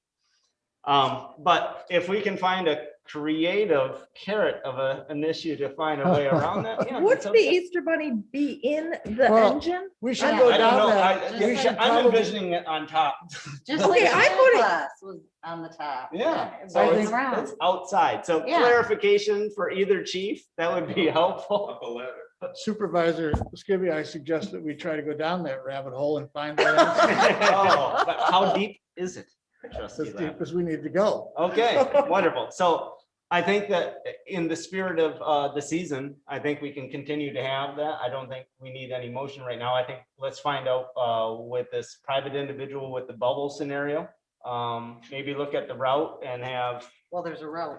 oh, I saw it. but Welcome to the Alice in Wonderland part of our meeting. yes. So I think she's just looking for support. I mean, we can Yeah, I'm always, I'm not we can opposed to always this at all. fine tune it, but. Yeah. This route could be extended Yeah. to could be wherever. changed. Yeah. And so I just thought it was a nice community spirit Yeah, thing. I think so. And it sort of gets the message out that we're in the fire business and here to help, et cetera, et cetera. I'm from the government, I'm here to help. Says the lawyer. Well, and that's the question I had for you, Steve, is as our insurance go-to guy, is there any concerns with coverage? No. So do we need to make a motion to do this? I know. How about this? Just because there's obviously some variables that would have to be considered. Should we wait to make a motion or make a motion very obtuse to allow I think we kind of say, get a tip of the hat, let's move forward with it. And then make I mean, I think everybody. Can we would just agree. make one What motion is your that either we're in question? support of it or not? Well, right now, I didn't know about the bubble. First thing I've heard about the boy in the bubble, or the bunny in the bubble. I looked at the route, so now I'm just thinking, we can fine tune the route, because if we're making a motion, and I'm not opposed to it, I just want to know that we have all of our ducks in a row and where this bubble's gonna come from, if there's an expense. That, I guess that's my own. And I don't know if Yeah, anyone else yeah, has a it bubble. looks other like- than this lady has a bubble and halves. It looks like really the only expense per se would be some Oh, fuel. yeah. And Yeah, So. and I understand that, but with the bubble, I wasn't prepared for that bubble, but So do you have a motion? Are you Yeah, making a let's- motion? Yeah, make I would certainly make a motion that we move forward with this and that we amend the routes so that the greater Alpena Township would see the benefit of this. And that we explore the yeah. bubble. I mean, because there's other outlying population density areas that I think could probably be added. Yeah. So that was. Yeah. So we have a motion. Did we I'll have support support? We have support. Any further discussion? I will not mention the bubble anymore after this. I don't need to contact anybody if Chief Forbush knows this It sounded like lady. Well, Rob- Chief Forbush didn't Chief Well, confirm Chief it. Robbins Chief said that Robbins said- Forbush. Chief Forbush knows. I don't need to We- contact anybody. You'll, I was just giving a shout out. It's Adrienne Thompson King, and she is a firefighter paramedic for the city, as is her husband Jeff. They're a great couple. She did a really good job at Christmas, and I was just throwing that out there. I'm sure Chief Forbush can put you two guys in contact. No problem. thank you. Okay. Maybe Bill would like to Perfect. hop in on this. Okay, Dave. That's a good one, Steve. Chief Robbins, I hope it's not a brisk evening, but you'll fit splendidly into that little bunny foo-foo suit. All Voice those vote? well, there would be a minimal expense, but an expense nonetheless. Okay. Roll call vote, please. Trustee Reiner, Yeah, yes. trustee Polly, Yes. trustee Lappin, Yes. clerk Palovich, yes. Treasurer Ellery Summers. Pretty happy, yeah. Oh, my God. Trustee Kroll, Yes. supervisor Skibby. Yes. So the last item on the agenda, as I think we kind of already kind of toed upon earlier, is as any process continues to be explored and discussed, hopefully, even though the governor expanded it somewhat beginning the 5th for 25 people inside a singular room from a multiple house. Hopefully coming into April, that will be expanded even to a larger extent to where we can have and host some town hall, to have some proper interaction with all discoveries and all communications and what our options would be and what options would cost, what those pros and the cons are, so we can collectively take all those data points and come to a sound decision moving forward. So right now, we don't have any dates outside of hopefully in April, because prior to yesterday's amendment to Michigan Department of Health and Human Services executive order, there was 0 people. So Friday, the 5th, will be at 25 capacity, and hopefully that was the anticipation come April 1. So hopefully come April 1 now with this expansion, we'll have a larger capacity. And we can explore maybe the utilization of either an outdoor venue where it has less restrictions for people depending on weather, or a larger capacity room like the Aplex, to where we can have and host a good quality. Well, we could also put. No, I'm sorry, trustee Kroll. I've only been interrupted by everybody. Clerk Palovich, not trustee Palovich, has something to say. And the input sessions, in my mind, I just want to make sure I'm on the same page with everybody, is not just about the fire department. No, It's about, do our residents want road improvement? Do they want parks? What type of fire service? I mean, it's, We could have an expanded Yeah, Oh, yes. I just don't want it to be Well, I think- limited to one yes. area. A very, No, very that's good a point. good point, because Color- I wasn't thinking that. Okay, Yeah. good. Yeah, because- I feel like because- there's There's a shoestring that's attached to the fire department with financial constraints and the growing of the township.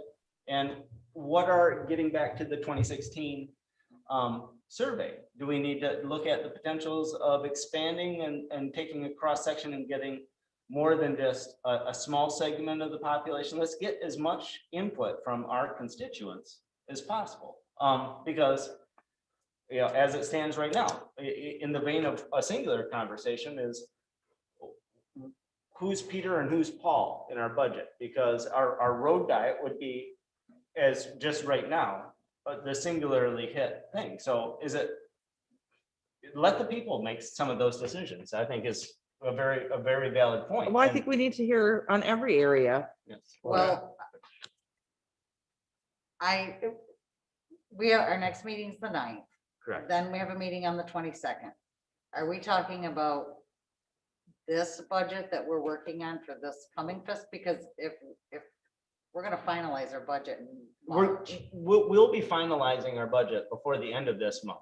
right? So if But, we but, wait but till but budgets, April- like every other document that is brought forward by this board, are living documents. So depending on whatever the conversation may be, there may be amendments downstream.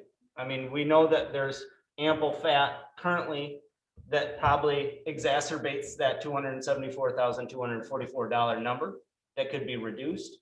But until we have those open conversations and figure out which direction that we're really looking at, then But do we we're gonna wanna- have to come forward with because as a collective whole, including the enterprise fund, I believe that we're 40,000 in the red.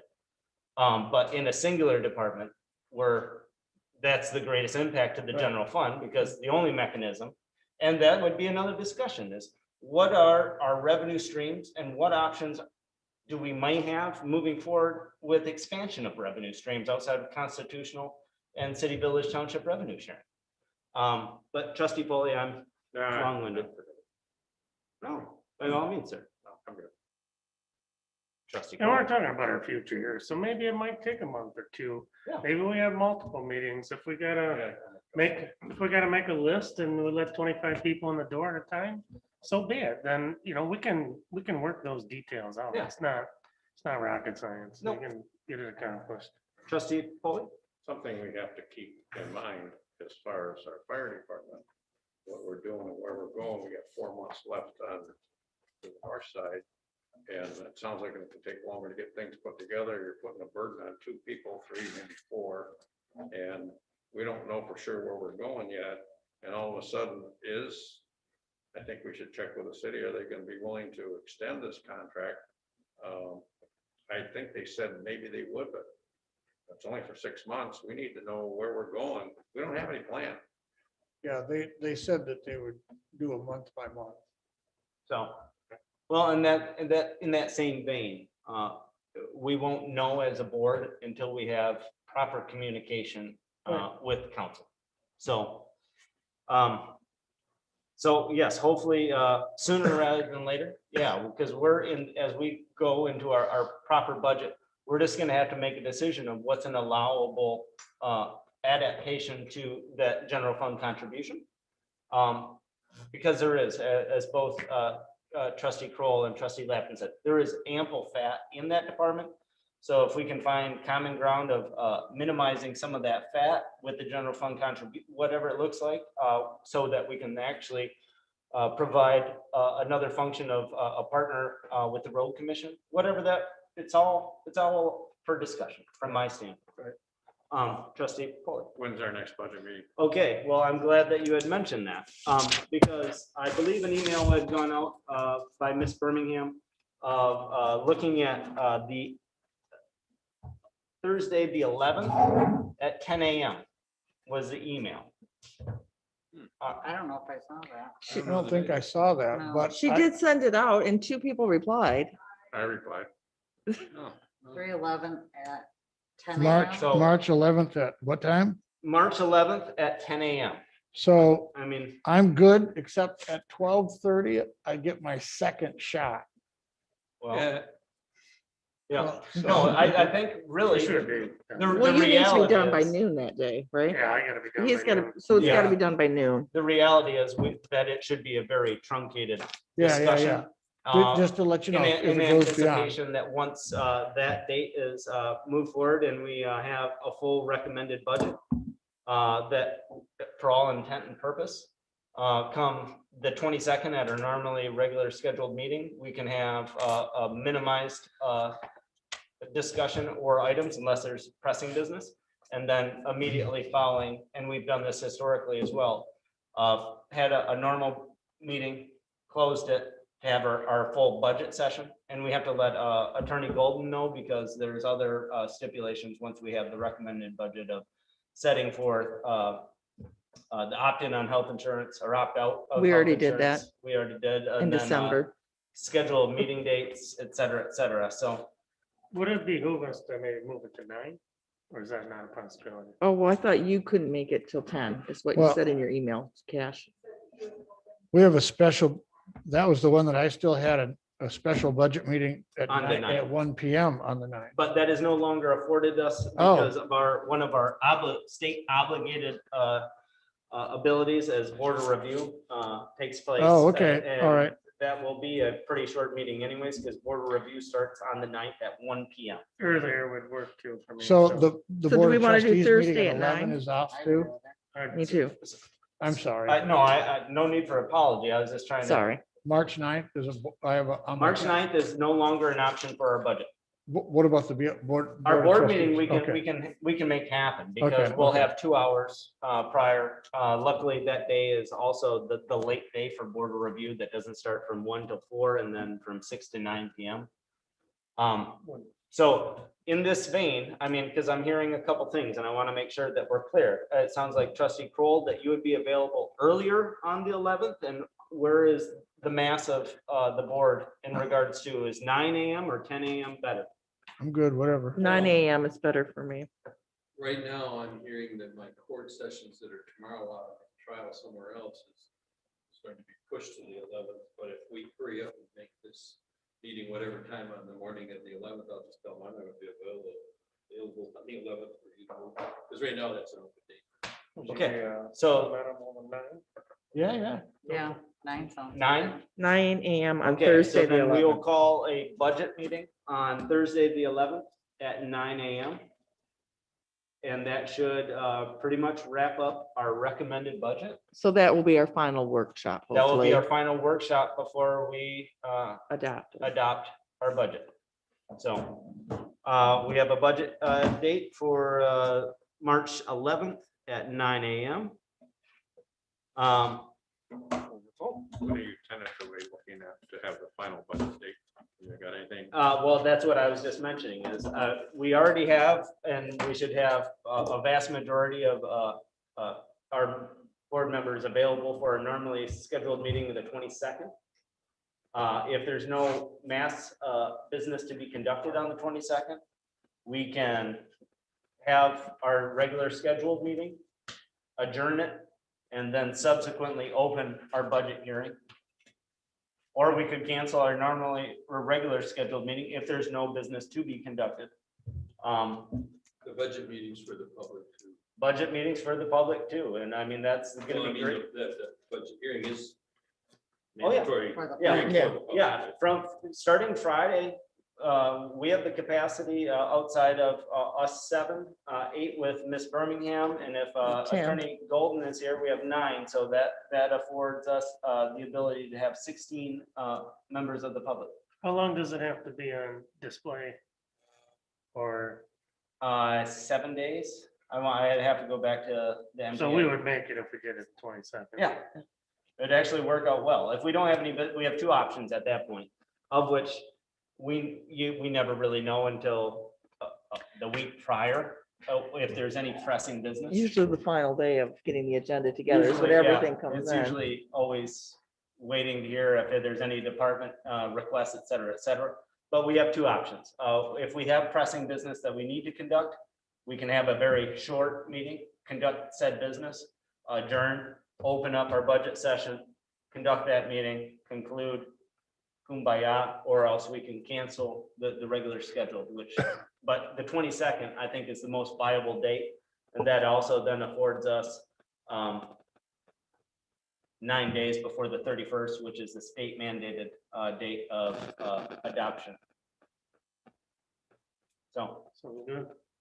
we'll keep you posted, but as it stands right now, we are looking at our normally regular scheduled meeting on the 9th at 11 a.m. Right. Then we will have hopefully our final budget session Thursday, the 11th at 9 a.m. Right. We'll get that posted on the website, doors, et cetera, et cetera. Any other, oh, well, actually, this is the first opportunity for public comment. If there's any public comment, please scroll to the bottom of the screen and highlight the ability to raise hands in terms of under the reaction. It would be on the far right of the lower taskbar. And if you have any public comment, please raise your hand so that we can unmute you to participate.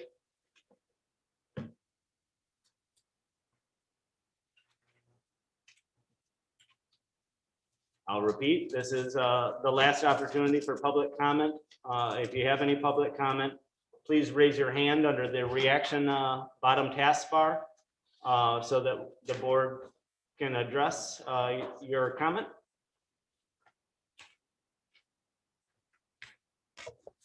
Seeing none at this point in time, I'd entertain a motion to adjourn. So move. We have a motion on the table to adjourn. Is there support? Who supported that? We have trustee Reinhardt on the support. It was quick draw McGraw. Any other discussions? Seeing none, all those in favor of adjournment signify by saying aye. Aye. Opposed, the same. Meeting adjourned at 8:11. Thank you very much.